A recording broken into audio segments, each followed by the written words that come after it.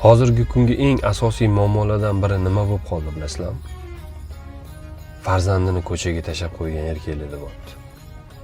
Yana eng achinarlisi, o'zi to'laydigan puli 1 million ham emas-da, lekin olamni buzib yuboryapti o'shani janjal qilib. To'lasang, o'zingni farzandingga to'layapsan, qo'shningni bolasiga emas. Va erkakligingni his qilib yashagin.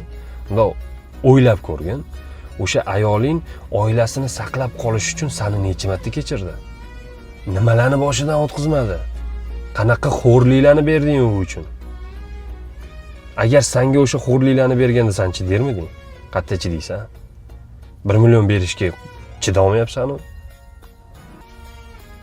Lekin ko'chadagi ayollarga millionlab rasxod qilasan-da, hisob kitobini olmaysan. Lekin farzanding kelganda hisob kitob olasan-a? Ha, erkak, gap yo'q senga.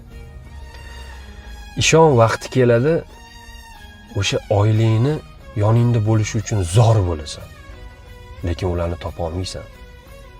Shuning uchun vaqtida qadriga yetgan.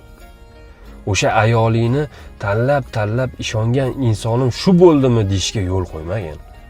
Vaqtida qadrlagin. Agar sen oilangga adolatsizlik qilayotgan bo'lsang, o'sha adolatsizlikni ko'rmaguningcha o'lmaysan. Shuni esingdan chiqarmagin. Chunki Alloh adolatlidir. Eslab qolgin buni.